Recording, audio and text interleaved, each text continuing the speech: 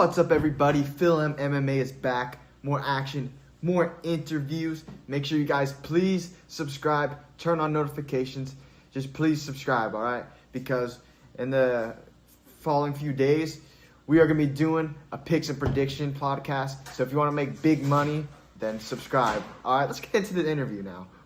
Five chunky lenger man, smoke man's ass, then go dance in a petrol bath. Shotgun blast, complete that task. My first boot and then two got rust. When we talk about, he laughed before he got shanked, he got hit by the car. He don't jump out, they were letting it blast. Hello, everybody. I'm here with Jake Armenta, undefeated, 100% finish rate, #1 ranked Arizona featherweight, who will be fighting in the main event of Rise of the Prospects K-Series 7 on November 2nd against Cesar Sandoval. And if you need tickets, you can buy them from Jake on Instagram, or you can buy them from riseofprospects.com. But anyways, Jake, how you doing, man? Doing good, man. The record sounds pretty sweet when you say it like that, you know. I'll take that. Yeah, man, I'm doing good. Weight cut's going great.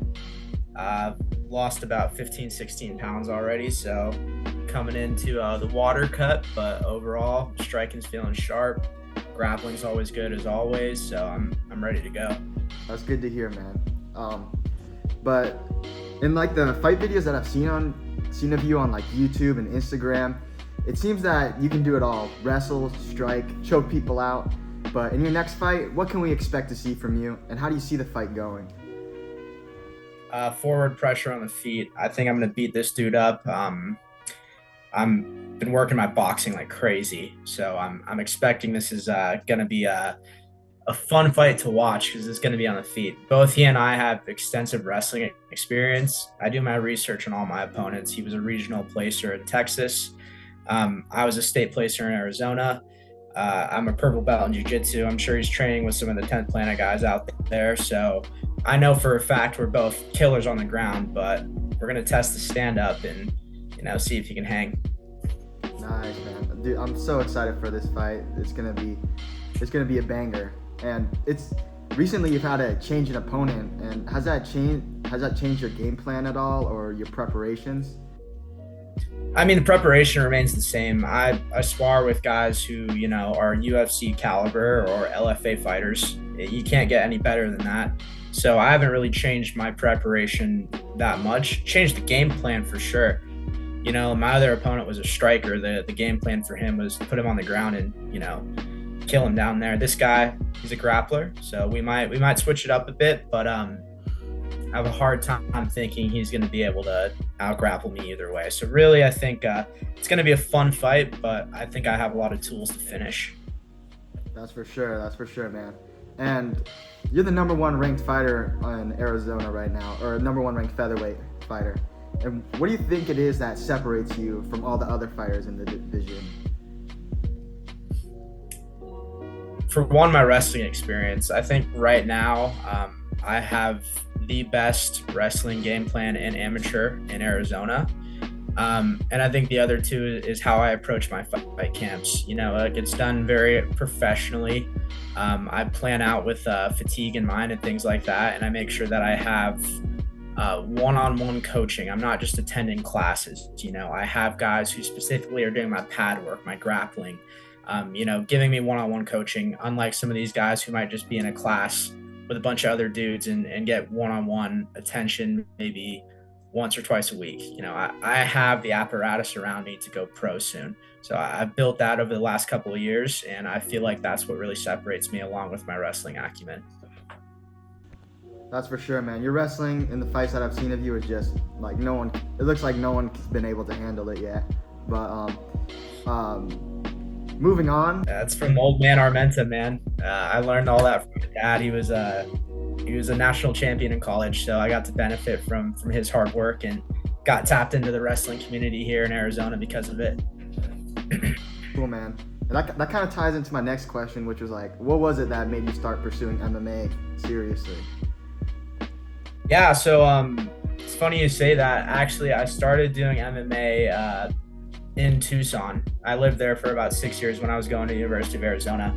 So I used to train over at 10th Planet Tucson for a while.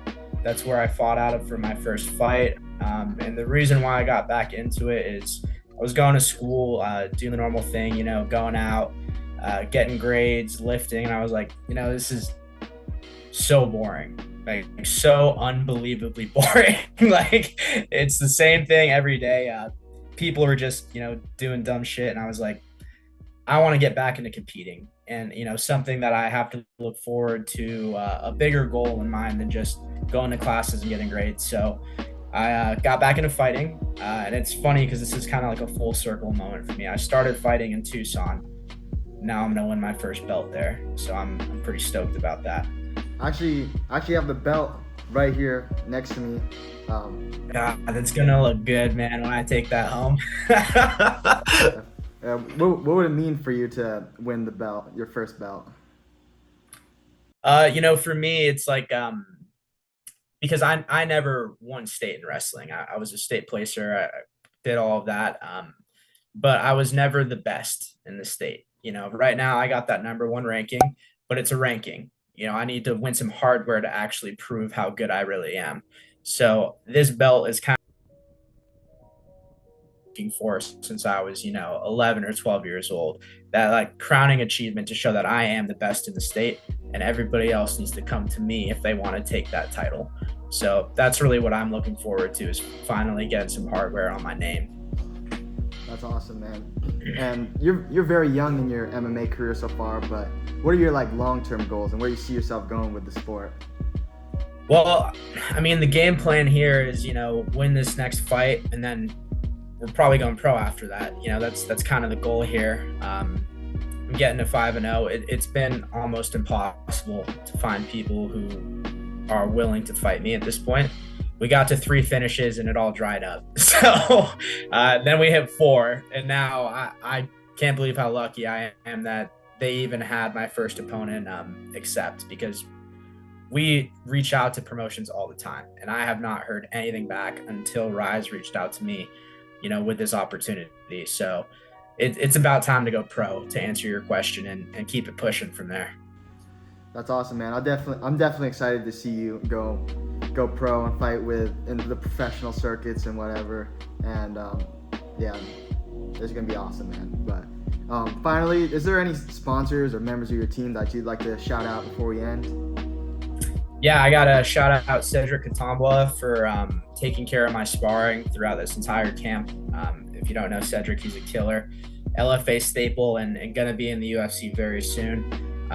Kevin Natividad, who's my head MMA coach, he does all the game planning with me, does a lot of the tactics I use. Bassam, who is my pad guy, he's been cleaning up my boxing tremendously, and you guys are gonna get to see all of that very, very soon. But those are the people that I want to shout out. That's cool, man. Hey, thank you for doing this interview with me. I'm excited for your fight, and good luck, man. Absolutely.